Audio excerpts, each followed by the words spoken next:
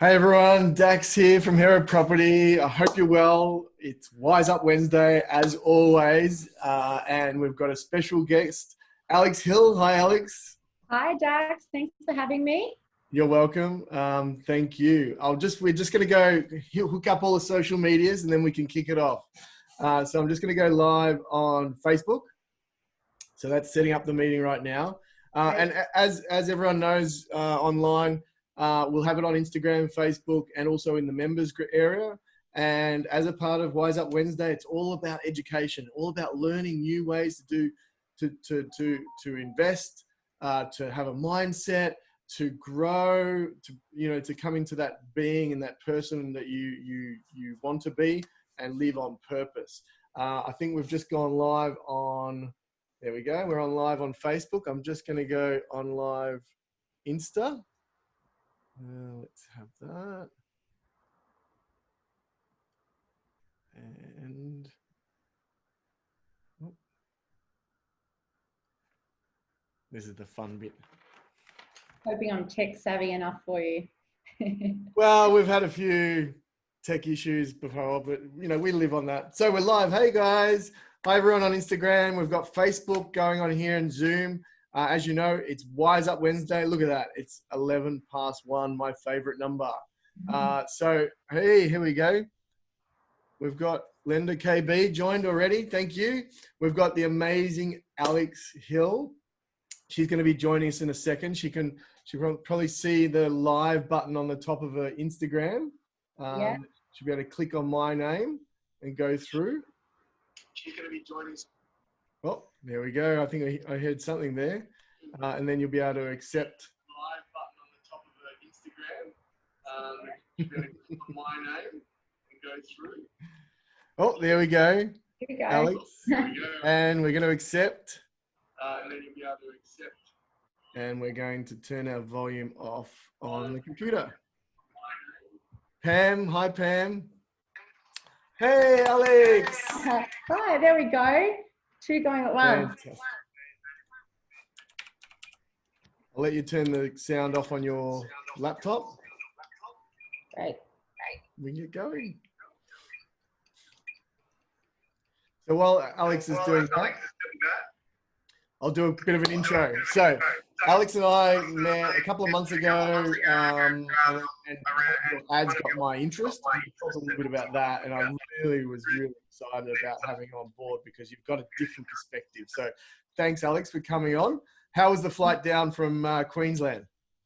It was sunny when I left. It wasn't so great when I got here, but the sun's come out now. So I'm happy to be in the city and get a bit of a city vibe and be here talking to you today. So thanks for having me, Dax. You're welcome. So Alex is a buyer's agent and Queensland partner of Over and Above. We'll get into what that company is. It's really a progressive nationwide buyer's agency. They specialise in regional markets, value-added strategies, which we love, and supporting buyers to build long-term sustainable wealth. You've heard that before with me, and that's why we connected so well. And it's all through property investment. So her partner and herself are now partners of Over and Above since the start of 2019 to expand the brand into Queensland. And they've got a tight-knit team. I want to know all about it. You're buying places all over the place. But one of the key things that we want to really get to is one of your key things where you achieve up to 100% return on people's investments. And we'll leave that to a little bit down on the question list. But Alex, tell me why in property? Why have you started in this space? And I always love that finding out what got you here. Yeah, sure. Thanks, Dax. So I guess for me, Toby and I always look back on this and say, what was it about property and what got us here? And it's never really a clear-cut answer, but I guess at the end of the day, for us as a couple, it was always going to be property. It was just a matter of what the vehicle was. By chance, we're both, Toby is a tradesman, so he's spent a lot of time in property. I've grown up in a property family, but by chance we ended up at a dinner with our directors, Mark and Adam. And that was a dinner that essentially changed mine and Toby's life because, we went there sort of, I guess, like a lot of people, just asking questions and researching and self-educating. And you know, we had our ears open and we talked the whole way home, and we probably didn't understand that evening that, you know, our careers were about to change. And with that came, you know, a whole new passion for property and how we could get involved ourselves, which has then grown into how we can help others achieve wealth through property. Wow, that's so cool. Yeah, one dinner can change a lifetime, can't it? So fantastic. That's great news. And I think that's one of the key things with our investors is to look out for is amazing opportunities like that. You know, some of those things people, you know, will miss completely. You know, and if you weren't tuned in to you know, the same frequency as they were, you may have just, you know, passed it on to another good dinner.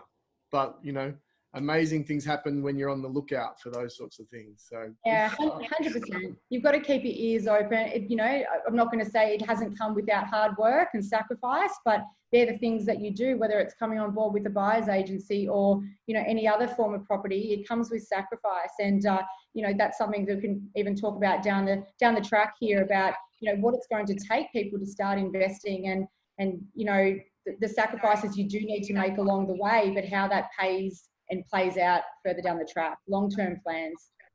Long-term plans. That's great. And that's why I wanted to get you on. And I want to talk about your niche because as people know on the show, we've had a few buyer's agents, but they've got their particular niches. You know, Nicole Jacobs is blue chip, beautiful places in the, you know, Bayside area.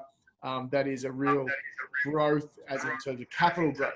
But you need to be negative gearing those over a long term to make it profitable. We've had a local agent in Geelong just looking at Geelong, and that's it. You're nationwide, so can you explain a little bit more about your niche and why you've targeted that niche? Yeah, absolutely. So our niche market really is regional markets throughout Australia, and not all regional markets are the same. So I don't want everyone to run out and buy in a regional market without doing their DD. But the reason that we target regional, and it is really our niche, is that for investors, whether you're starting out or building a portfolio, it's about lowering the risk profile. So it's minimizing your risk, and also a sustainable wealth creation journey. So it's building it up over time and having the long game in mind, rather than it's, you know, it's not about a get rich quick scheme. And we also don't want to be maxing you out straight away with just because your borrowing capacity is, you know, whether 800, $1 million, whatever it may be. We don't want to find that we're maxing you out on that one property, putting you in a position that's higher risk and being unable to progress on your portfolio or on your journey. So, you know, regional comes with a lot of great attributes for us, and, you know, we educate our clients on that. When you're talking about growth projections, you're talking about government spending, vacancy rates, being able to achieve great yields. And these are all things we'll talk about, you know, further down the line here, Dax. But, you know, we don't just run to the country and buy the next property. There's a lot of research that goes into understanding why there's certain regional markets throughout Australia that will outperform others, and how it can really help you to accumulate over time. Nice, I love that. And do you also appeal to self-managed super funds as well? Are people allowed to use that in your investments? Yeah, absolutely. So I guess, you know, as a buyer's agent, what happens behind the scene in the way someone, I guess, finances their investments or any structures or anything like that, whilst we will plug in the necessary professionals, you know, and support the client to make sure those things are in place. Essentially, we are exclusively for the buyer through the acquisition stage and also the strategizing stage. So we might work collectively with their broker, their conveyancer, their accountant, and be helping them and guiding them to ask the right questions to those professionals to make sure that when it's actually go time, when it's time to take some action, we've already asked all the questions. We're not, you know, doing now and thinking about it later. Yeah, nice. I like that. And I like what you talked about government infrastructure and stuff like that, because there is, and I predict that there's going to be a fair few more infrastructure things coming out. We had the home scheme grant and stuff like that, grant. But I think there's going to be a lot more infrastructure that the government will have to pump in to get jobs out into those regions. And I'm guessing you guys are all across where a lot of those hotspots are and where houses are needed in that space. Yeah, absolutely. You know, to use somewhere, you know, close to a lot of our hearts for a number of reasons, Albury, you know, being the connector between Melbourne and Sydney, and, you know, the highway that's gone through there. And as a result, you know, a lot of big names have gone to that area. And that's the same for many of those regional areas. You know, that puts pressure on property prices. And, you know, these are areas that we really look at and understand, okay, so where is the government spending money to upgrade the highways and put in medical and, you know, education facilities and all these things that, you know, come together to really create the demand in these areas, which puts demand on rentals, you know, increasing your rental income and also demand on property prices.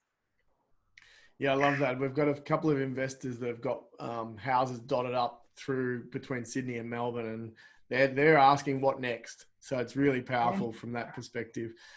You did mention, you know, money and all that sort of stuff. How much money do people need to with your strategies and stuff like that? What are they looking at? How much money do they need? What sort of borrowing do they need? Just to give a perspective that, you know, people who are looking at this going, okay, I understand. I like what she's talking about. How much do I need to start approaching you? Yeah, sure. So this is one of the other great factors about regional, because I think there's a common misconception, and this was something that, you know, I definitely thought through my 20s that, you know, to get into property investment, I needed 100, 200 grand to get started.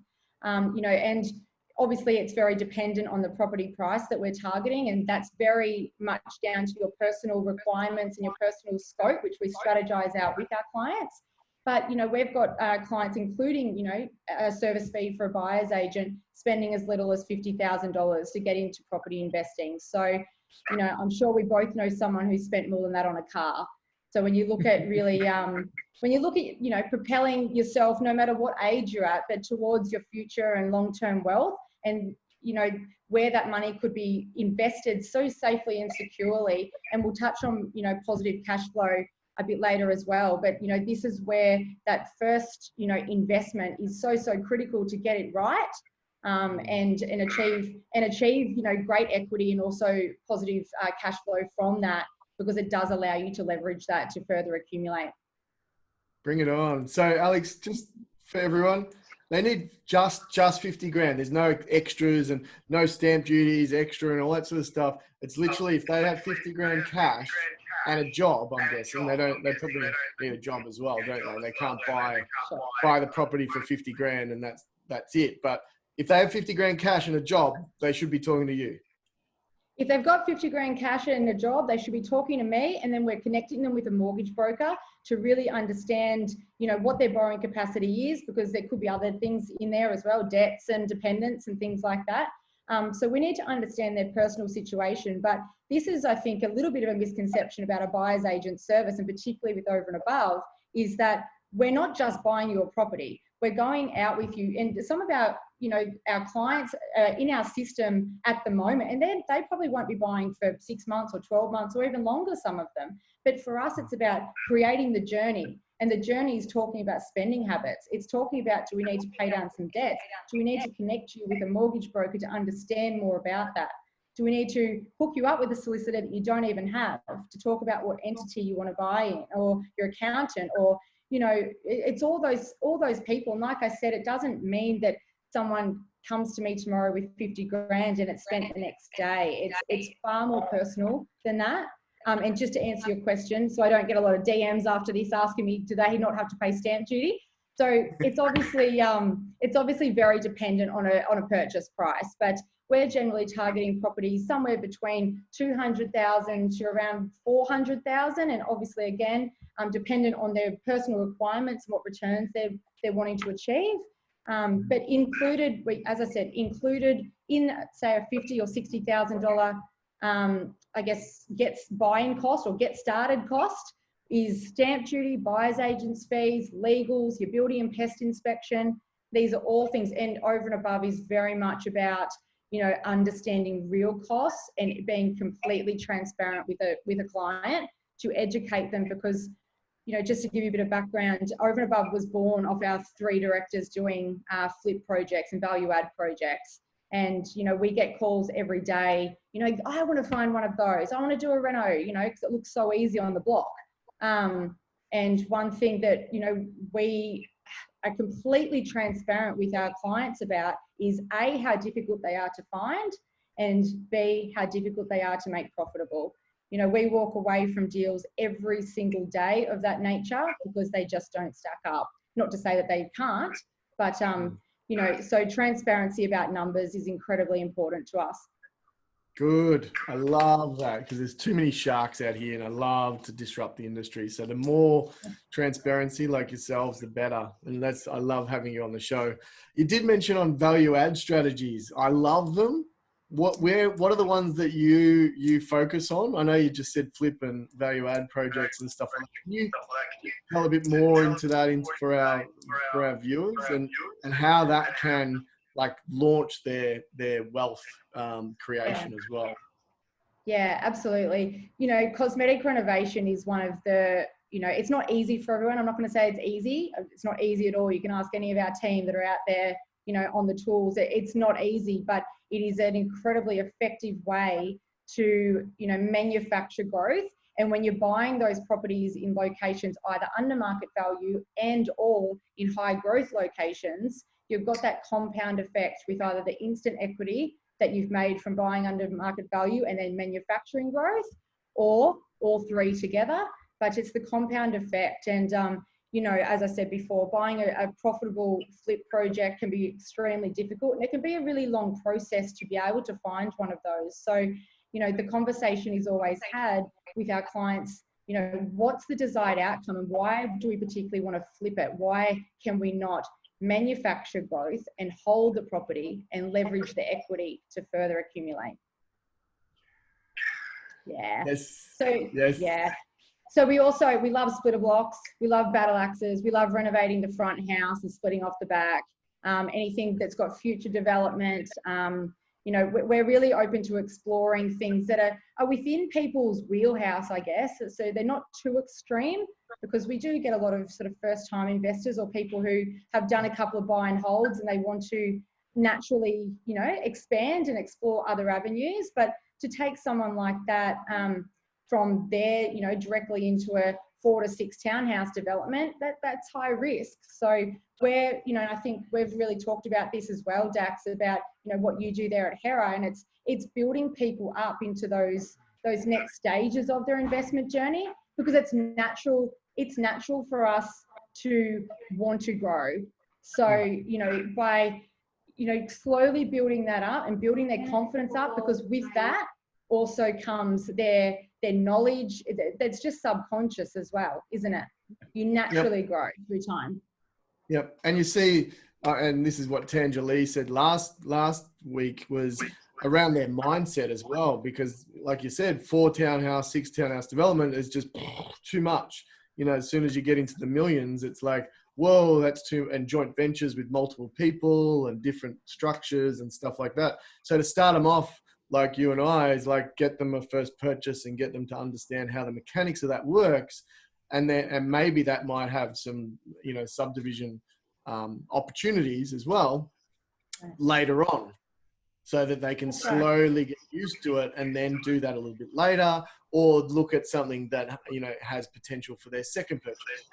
Like that. Yeah. So, yeah, absolutely. Right. And that's why creating, you know, a community, and, you know, we always say that our buyer's agency service is not transactional, and that might be really ironic because buying property can look transactional, but for us, it's about inviting them into our community and our family, because, you know, through that experience, and as you say, learning the mechanics of a simple transaction and then building up that knowledge, they then, you know, who do they turn to when they start to, you know, want to explore a subdivision or want to, and that's something we, you know, pride ourselves on, having people come to us and say, you know, I did a buy and hold. I've seen that you guys do flips. Can I have some tips? Because this is tough, you know, and that's for any strategy. And, you know, our directors, Mark and Adam and James and Toby and myself, we've all got such different experiences in property that if I don't have the answer, I have full faith that, you know, one of my amazing directors will. But you know, it's through all that experience as well, that they've each been through so many different experiences that it's just one question that one of us raises that you know, it's another set of eyes over your numbers. It's another set of eyes over your deal, isn't it? Yeah, it helps having that knowledge base in the company, and I like that when talking to you and Adam about that. That's what impressed me a lot. Now, one of the key things that you talk about is positive cash flow. Now, a lot of people that are investing in a city, you know, even a little bit out of the city, will go, nah, there's no such thing. But there is, isn't there? And can you go into a little bit about how you achieve that for your clients?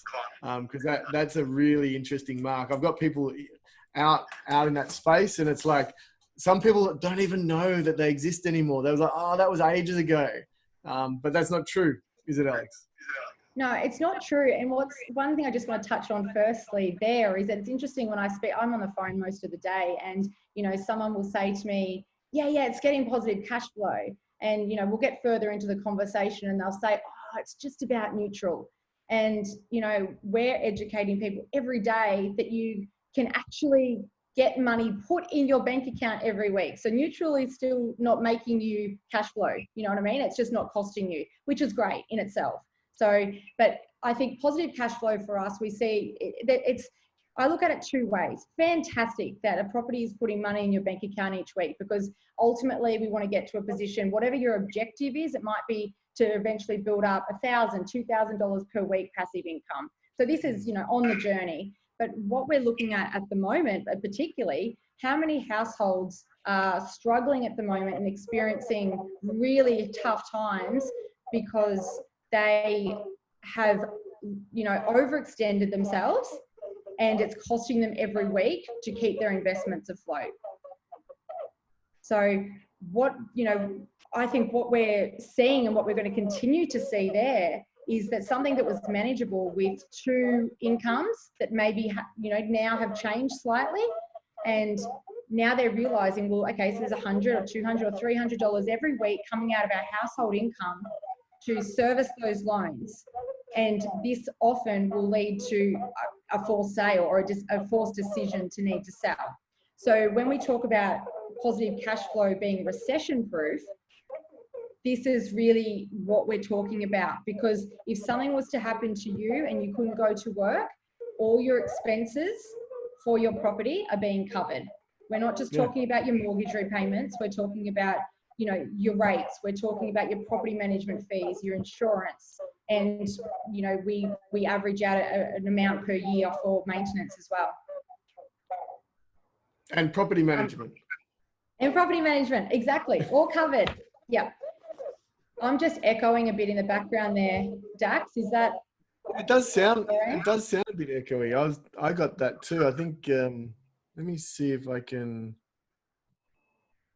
change something. See if that works. Oh. Is that better? That's better. Amazing. Yes. Good. Excellent. Yeah.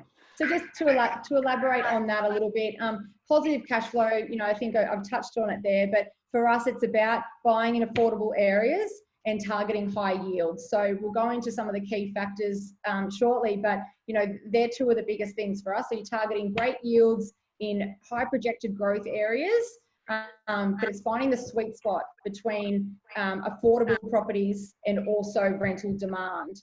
So, you know, there's a premium being paid for the rent of your property, but you're also achieving a great purchase price when you buy that property. So it's factoring all these things in. It's also for us, you know, buying under market value through professional negotiation. Gives you just the leg up before you even get started. Yeah, that's probably a key thing that I found using buyer's agents is the best to do it, because it takes the emotion away from it, but also it makes sure that you get a good price, that you already got equity in the deal once you've maybe done a paint job and floorboards or something like that and cleaned up the garden, got a reevaluation, and you've already got to step up straight away to start looking at the next one. Yeah, absolutely. And it's some, you know, strategic terms placed in the contract as well that may be, you know, early access. So when the contract goes unconditional, we might get a couple of weeks early access there if the property's not tenanted, where, it's been agreed upon that you can go in and do a paint job and change some carpets over. So you're absolutely right. We've had clients who on settlement day have had instant equity because they've either bought under market value or they've manufactured growth before they've even actually owned the property on paper. Brilliant. That's really good. And is that one of the tricks? Because I know you say that you can do up to 100% return on your investment in the first year. Is that part of the tricks and stuff like that? Or tell me a bit more about that, because that's a big call.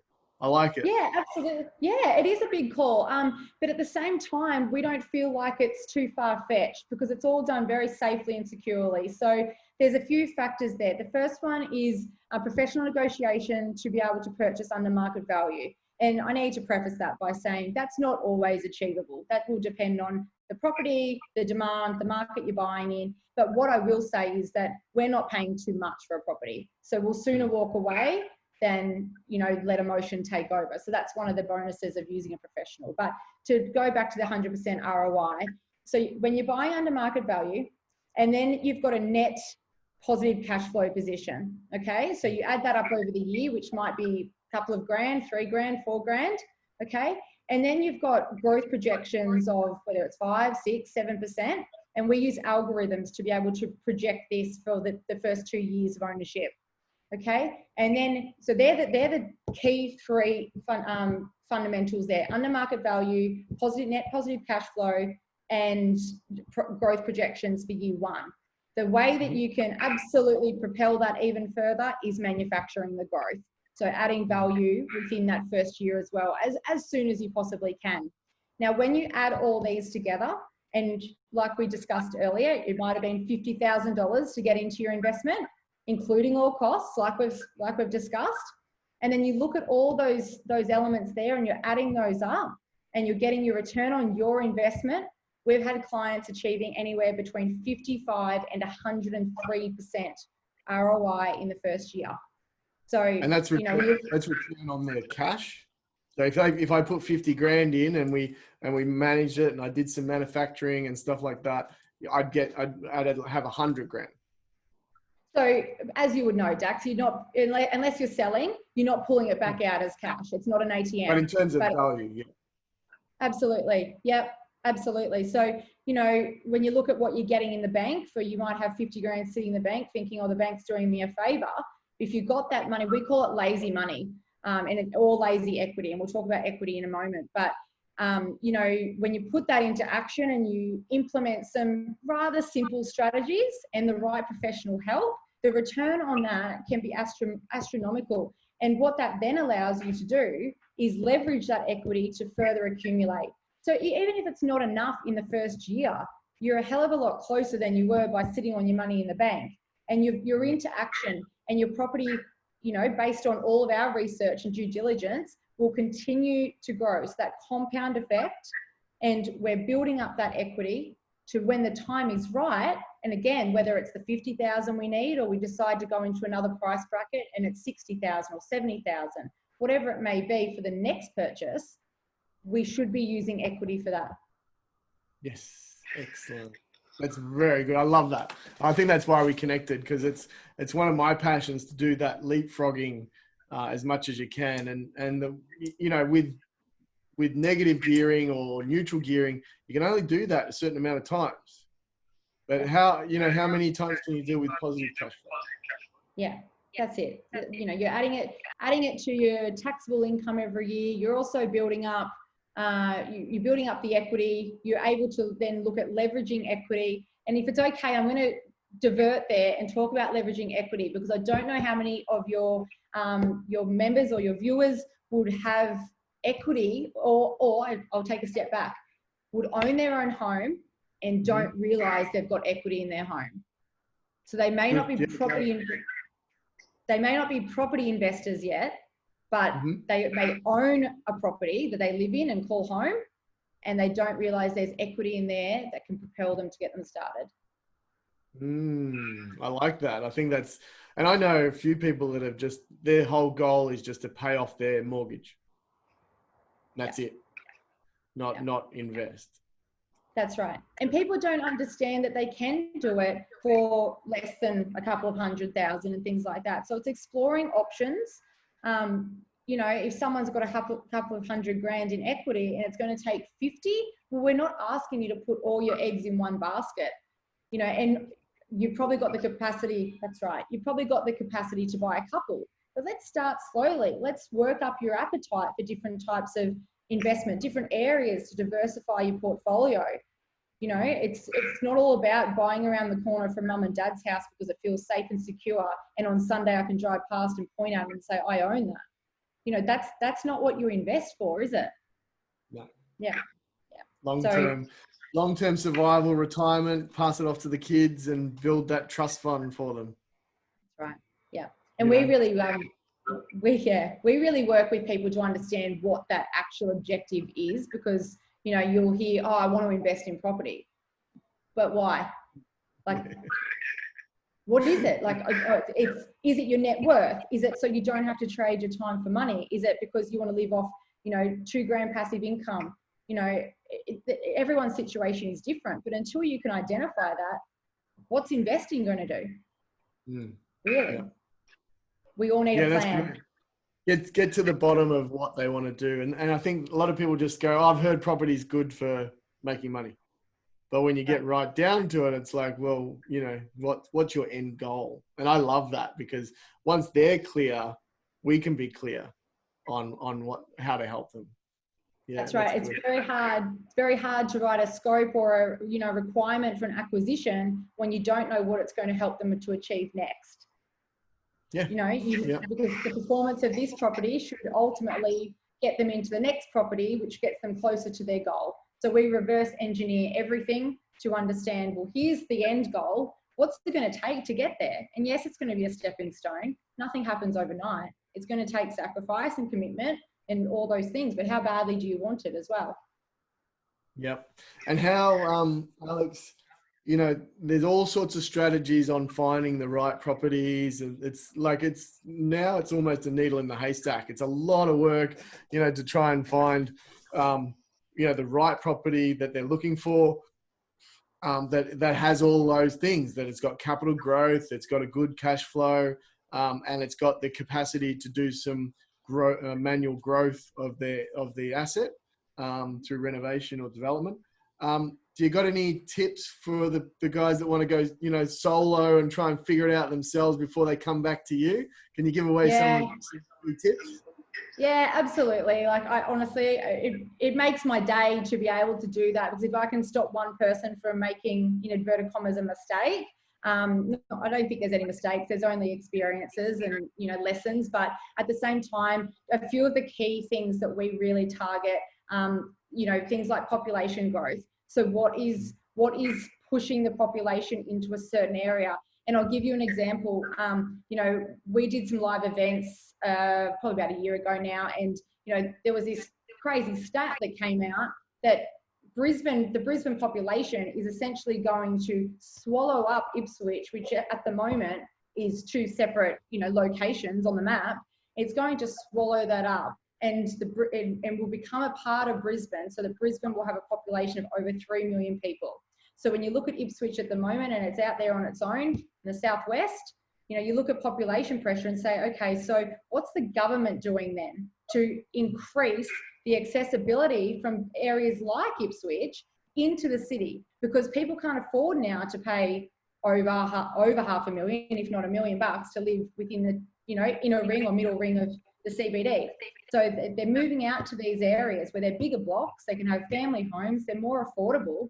But okay, so train lines are getting updated, highways are being updated, there's medical precincts, there's education out there. So these are all the things we're looking at there from a government point of view. We're also looking at supply and demand. So we need to have a really good snapshot of the amount of supply in an area, because if there's oversupply, that's not going to help your rental demand or help your property price, essentially. So we need to keep an eye on that, and that also will, you know, link in with vacancy rates. So the lower the vacancy rate, the better. We're targeting generally anything under 2%, 3%, anything under 3 is great. At the moment, we're seeing some vacancy rates of literally 0%. So, you know, huge rental demand in some of the areas we're working within. And what this means for people who are watching who may not understand that is that there is a less likelihood of your property being vacant, either, you know, once you do settle, once you purchase a property, or between tenancies. So, you know, obviously when cash flow is king, and that's what we're talking about here, you have your property vacant for 2 weeks or 2 months or 6 months, you know, we're not achieving what we set out to achieve there. So vacancy rates are incredibly important to us and one of the really key factors that we take into consideration. That's awesome. I love that. And do you just find those, and Sustainable Gardens Perth, we've got Thomas, he's got an awesome gardening company over there. We've talked about Perth before. So yeah. Thumbs up. Thanks, mate. And where do you, like, if the common person can we find those on realestate.com, the RBA stats, Royal, what's it called? Australian Bureau of Statistics stats. Is that where you go? Is that where they can find them?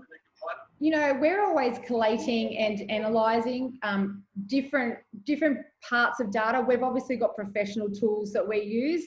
And, you know, I need people to understand we're in this every single day. And for us, it's really about dissecting that data. It's about finding sources that you trust as well, because you will find data that, you know, contradicts itself. There are obviously premium subscriptions that, you know, they're not cheap, but when we're providing a premium service, we also see real value in that. And we will collate all of that data and bring it together to, I guess, form our own snapshot of what that area looks like based on all of those resources coming together. But for someone at home, I guess, yeah, the Bureau of Statistics, you know, there's some great resources there that you can pay, you know, just minimal fees to jump on to grab some things like vacancy rates and things like that, and understanding demographics. This is all stuff that you can, you know, you can get this from the local councils, for example, and you can understand what the local council is spending in an area, or, you know, the state or federal government. So, you know, one of the other things that's free, get out on the ground, go and speak to the guy who owns the pub and the post office, and it's amazing that the local neighbours, because, you know, they'll tell you everything they've read in the paper, what's planned, and it can give you a really, you know, if there's nothing much going on, then it's probably a bit of a red flag. Yeah, yeah. And I'm guessing you'll come down to Melbourne to do something like that as well? Always. It's amazing. It is amazing when you've got 5 of us in a car. We're a little tight-knit family team, and when you've got us all in the car and it's just, you know, looking out the windows and seeing opportunity, and, you know, what would you do with that? And, you know, so you're always, when you're in property, you'll agree, Dax, that you're always looking at property through those eyes, or looking out the window of the car through the eyes of property. Yes, I do. And I love that when you go through a town, or we're going to go to Sydney soon. So I'm looking forward to going up through that whole area.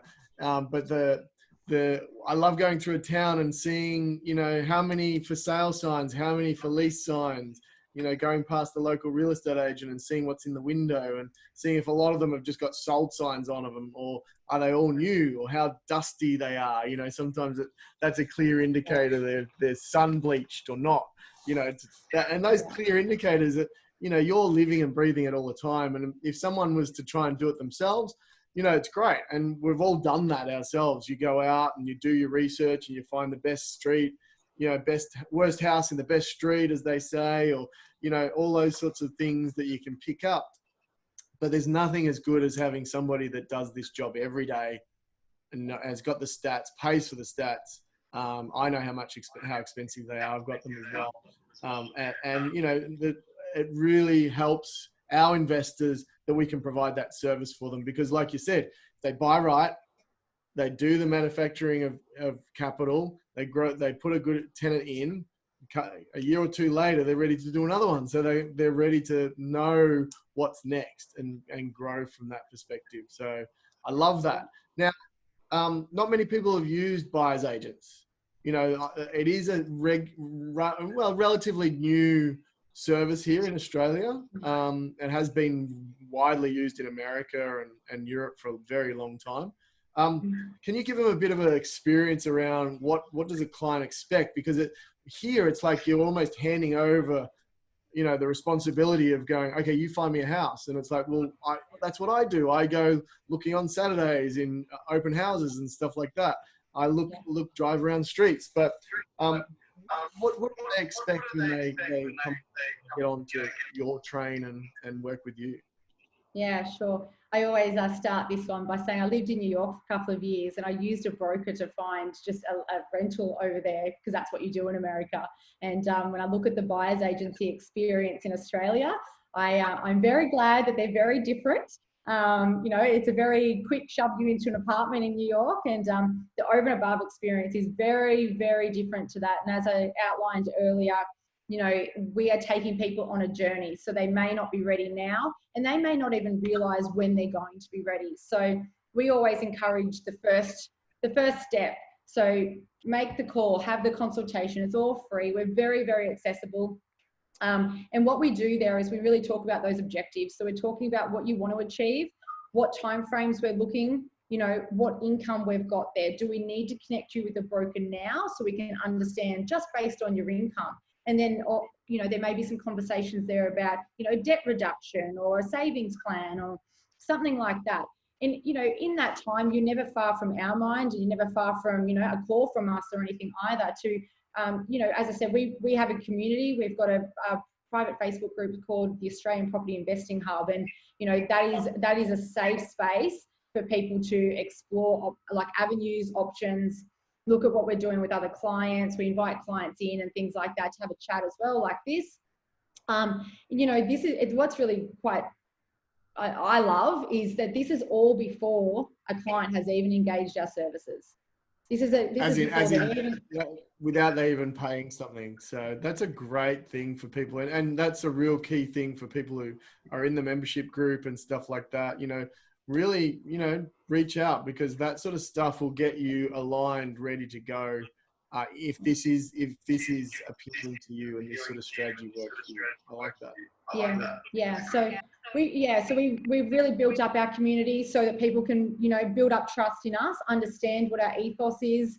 But, you know, to really answer your question there, Dax, is that once we've built out a strategy and a client's ready to go, we essentially can take them on the journey with us to, you know, educate them and empower them along the way. And, you know, one of our directors, Mark, talks a lot about it being like being a parent where, you know, they get to 18 and you say, oh, go fly, you know. So if we can get people to, you know, learn through their experiences with our support through the first or second purchase, and they say, hey, you know what, I'm feeling good enough to go and do the third on my own. Like that's a job well done on our behalf, we believe. So we're totally cool with that. You know, but we also have investors who say, I don't need to be part of the journey. I just want the numbers. I want it, you know, taken care of for me. And whatever the situation is there or the scenario, we can work within that, absolutely, because essentially we're an exclusive end-to-end service. So anything that needs to be carried out in between, or, you know, identification, due diligence, research, placing offers, professional negotiation, building and pest inspections, bringing in conveyances, all of these steps right through to settlement, where you're talking or we're talking on your behalf to property managers. You know, we're getting the property tenanted, and we always like to tell people and explain that once settlement occurs, we don't disappear. That's not what this is about. And I hope that's come across today, you know, in our conversation as well, because we're encouraging valuations, you know, 6 and 12 months down the track. So we're really looking at how that performance, you know, or how that property has performed, and based on our plan and our goals. Okay, so we didn't value add. Do you think now we should? Or we projected something to grow or perform at this level and it hasn't yet. So we might need to wait 3 months, or look at that. 3 months in, you know, we've already performed and we're ready to go back to the broker. So the professional relationships is so important, because then we're, you know, hey, Johnny, go see your broker. It's time to go again. Yeah. Let's do it. Bring on Johnny. I love it. Excellent. Well, look, it's the best. Well, you're in regional Victoria, regional, you know, East Coast and stuff like that. It's, you know, you're connecting with the right people. You're connecting with the earth. I love the land and stuff like that. So I really love what you guys are doing. Thank you, Alex, for your time. I've got a couple of last questions that I always ask. What's something that people don't know much about you, or people don't know about you at all? Oh, I'm incredibly independent, like stubborn, and absolutely love my own company. Excellent. So you would have loved COVID. Oh, except I've got a fiance. No, just kidding. Just kidding. I do love him. Oh, that's fantastic. Excellent. Thank you for that. Always good to laugh. Hey, so, and how do people contact you other than DM and message on this sort of channel? What's the best way people can contact you, Alex? Yeah, absolutely. So I can leave my email address if that's helpful. Otherwise, please jump onto our Facebook group, Australian Property Investing Hub. It is private. It's for action takers like you, property enthusiasts. We'd love to see you in there. We're very, very accessible. So jump on the DMs in there, Over and Above Buyers Agents on Facebook or Instagram, or overandabove.com.au. And we'd love to chat. Yay. Thanks, Alex. Really appreciate your time. It's really good to understand the need that you provide and provide the members and provide you what your team is. I love how you're long-term, not short-term. I love how you're providing positive cash flow. And, you know, if you're out there looking for anywhere between $200,000 and $400,000 properties, if you've got $50,000 in a job, you know, there's some starting points.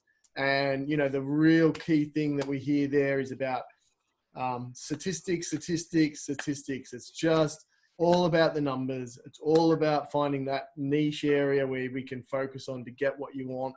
This is a great alternative, great option for your strategy, even if it is a part of your strategy. So if you've got some money and you want to park it somewhere for a long term, this is great to be able to have the positive cash flow. And if you've got a job that may have been affected with COVID or will soon, you may want to jump onto this right now, because if you've lost your job, it's not going to hurt you at all. It just sits there. And actually, even if you just sat there for the long term, at the end of the 25-year loan, you've paid it off. And it's amazing. So even at that base level, recession-proof, yes. So I love it. Thank you, Alex, for your time. I appreciate it. Any last comments before we cut off? I just want to say thank you so much for your time. Guys, yeah, get in contact, start the conversation. It's a really good time to get into the market too. Good. Excellent. Thanks, Alex. We're going to jump off Insta now. And hi, Facebook, everyone. Just jumping off Facebook. Thanks, you. Guys. I don't know. Was there any questions? I didn't even ask for questions. I just got carried away. Just stop.